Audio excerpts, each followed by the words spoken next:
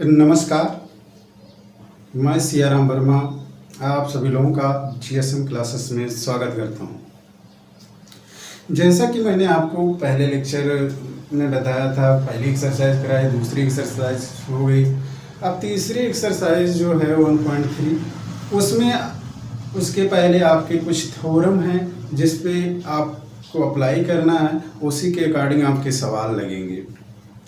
उसमें एक बहुत मोस्ट इम्पॉर्टेंट थ्योरम है, if p is a prime number then prove that under root p is irrational।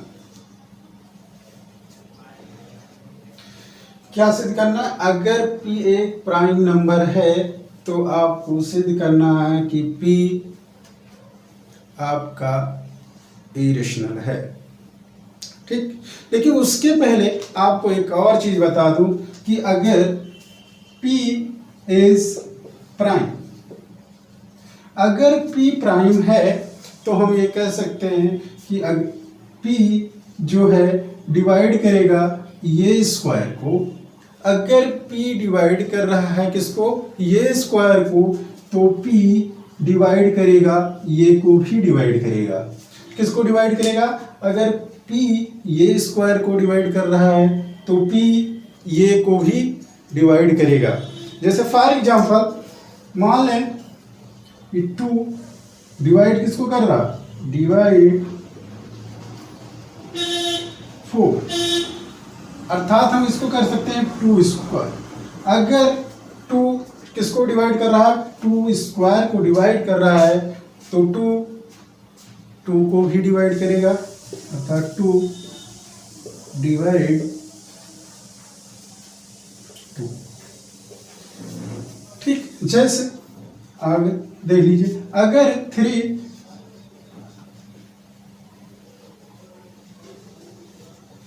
Divides 6 square, 6 square मतलब 36,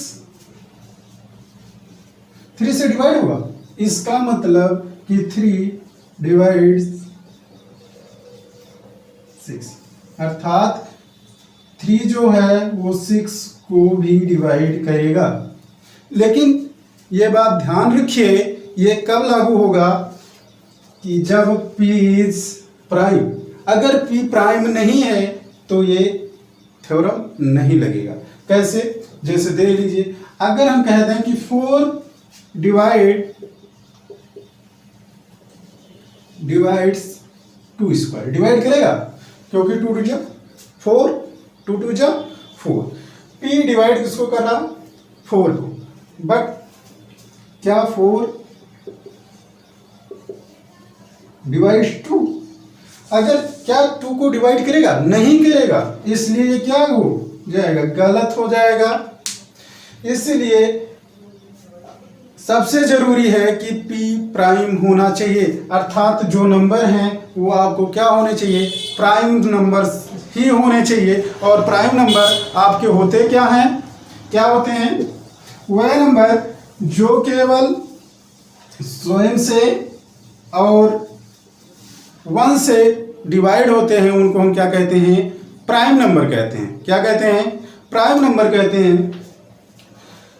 अब जो आपका ये थ्योरम है मोस्ट इंपॉर्टेंट, जैसे आपके एक्सरसाइज में सवाल होंगे √2, √3, √5, √7 हो जाए, कुछ भी हो जाए, इसके अलावा और सारे नंबर हो जाए, लेकिन आपका जो ये थ्योरम है जैसे ये प्रूफ होगा वैसे ही इन नंबरों को प्रूफ करना है।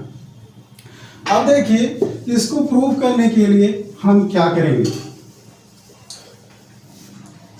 सबसे पहले इन नंबरों को प्रूफ हम ऐसे करेंगे कि जो दिया गया है उसके अदर देन हम मान लें, अर्थात हम कंट्राडिक्ट करेंगे, अर्थात विरोधाभास पैदा करेंगे कि जो मैंने माना है वो गलत है, उसके अकॉर्डिंग हम अपना ये सॉल्व करेंगे।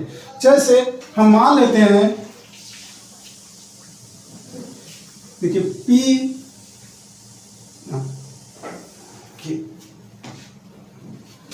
लेट p is या under root P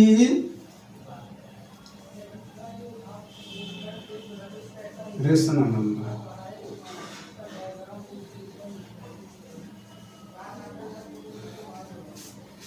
late P rational number, P को क्या मान लिया गया? Rational number.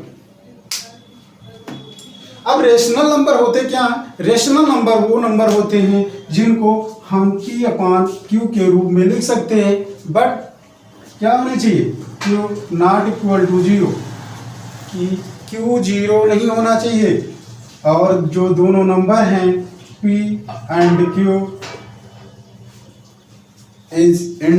आर इंटीजर, अर्थात दोनों इंटीजर भी होने चाहिए और Q जीरो नहीं होना चाहिए। जैसे मान ले 6/3 लिख दें, ये क्या होगा? 2 हो जाएगा, 1 हो जाएगा, 2/1, अर्थात ये जो 1 है ये नॉट इक्वल टू जीरो।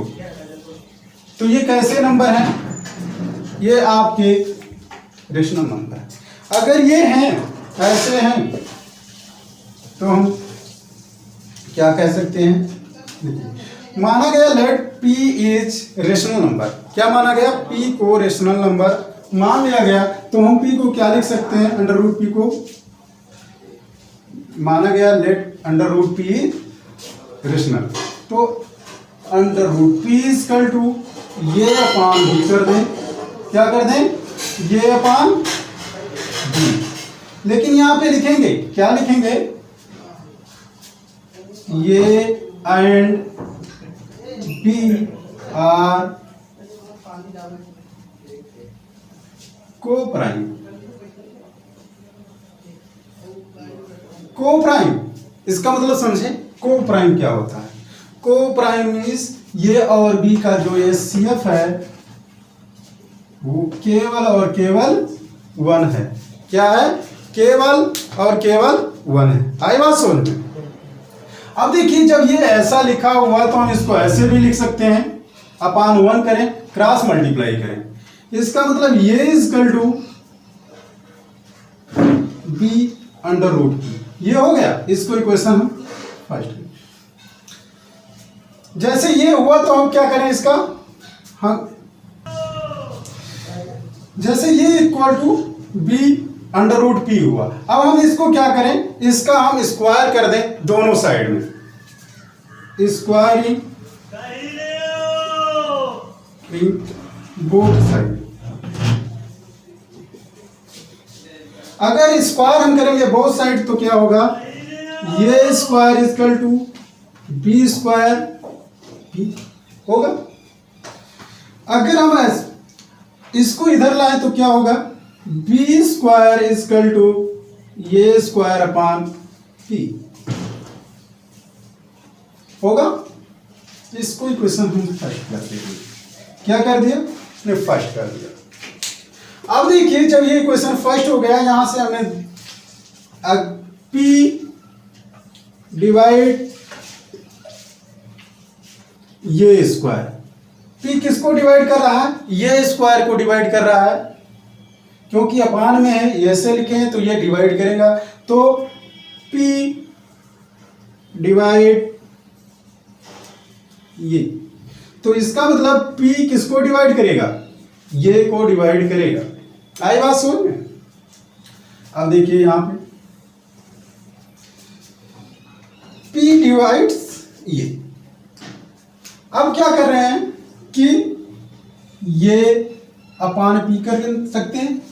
इसका मतलब तो यही हुआ कि अगर ये को P डिवाइड कर रहा है तो हम ऐसे लिख सकते हैं। अगर डिवाइड कर रहा है, कितनी बार में डिवाइड हो रहा है? कुछ तो होगा, मान लेते हैं C बार में डिवाइड हो रहा हो, तो यहां से क्या निकलेगा? ये इक्वल टू PC, ये इक्वल टू PC। अब देखिए, अब ये वैल्यू हम क्या करें? इस इक्वेशन में रख दें, putting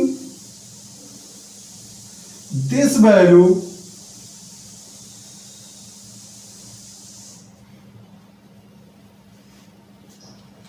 in equation first we get, तब हमें क्या मिलेगा? देखिए हमारा इक्वेशन जो है बी स्क्वायर इजकल टू ये स्क्वायर upon P. B square equal to हमें क्या रखना है, ये स्क्वायर की जगह पी सी, तो P square C square upon P. एक पी यहां से कैंसिल हो जाएगा, तो क्या बचेगा, P square B square equal to P C square. आई बात सोच में?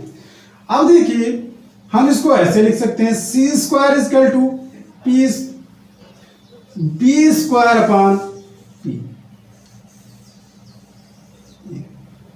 B square upon P. इसका मतलब यहां से क्या हुआ, P डिवाइड बी स्क्वायर, तो P divides B, P divides B square. अगर बी स्क्वायर को डिवाइड कर रहा है P, तो P बी को भी डिवाइड करेगा। आए बात सुन, देखिए अब इसको हम इक्वेशन सेकंड कर दे रहे हैं और इसको इक्वेशन थर्ड कर रहे हैं। अब देखिए यहां से आपको, यहां से P डिवाइड्स सी ए, इसका मतलब P फैक्टर होगा, यहां से P डिवाइड्स बी, यहां भी B का एक फैक्टर होगा। इन दोनों इक्वेशन से निकलता क्या है, अब इसके बाद हमें लिखना क्या है, एक स्टेटमेंट लिखना होगा। मेन आपका स्टेटमेंट ही है, कैसे लिखेंगे देखिए, इसको हम थोड़ा मिटा दे रहे हैं यहाँ,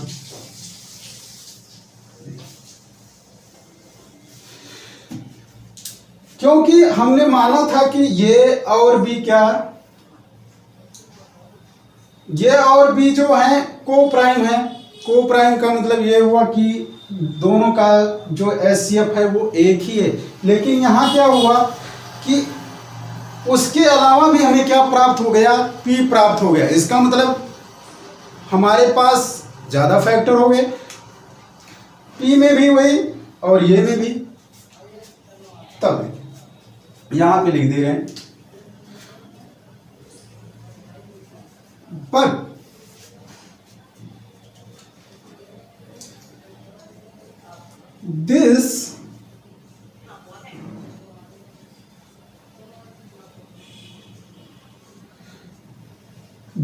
this contradict the fact, ये किसका फैक्ट है, फैक्ट दैट ये एंड बी, ये and B has no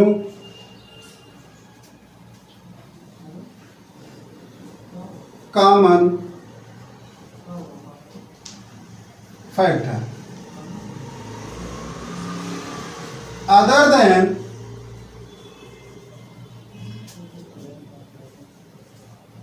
what? But this contradicts the fact that A and B has no common factor other than 1। इसका मतलब जो है, ये हमारा फैक्ट था, ये और बी की कॉमन फैक्टर है, एक के अलावा नहीं है। तो क्या हुआ, no common factor other than 1, तो क्या हुआ, सो आवर assumption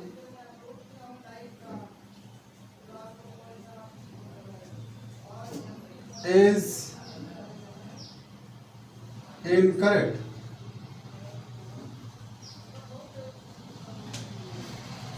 तो हमारा जो मानना था वो क्या हो गया, गलत हो गया। सो अंडर रूट पे इज इरेशनल। नंबर।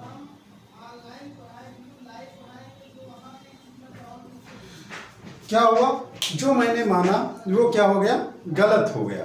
अगर गलत हो गया तो जो नहीं माना था अर्थात इरेशनल, तो वो इरेशनल ही है। तो ऐसे ही इसी पे आपको √2, √3, √5 ये सारे सवाल आपको इसी मेथड से लगेंगे। सेम, केवल क्या करना है, p की जगह आप 2 रख दीजिए, 3 रख दीजिए, 5 रख दीजिए, आपके सवाल सॉल्व होते चले जाएंगे। अगर नहीं हो रहे हैं, कोई प्रॉब्लम आती है तो कमेंट बॉक्स में डाल दीजिएगा। उसका अगर कोई दिक्कत है तो आप कमेंट बॉक्स में डाल दीजिएगा। और हमारे चैनल को लाइक करिए, शेयर करिए, सब्सक्राइब करिए, जिससे आपको हमारे नए वीडियो की नोटिफिकेशन मिलती रहे और आप लगातार अध्ययनरत रहें। जय हिंद।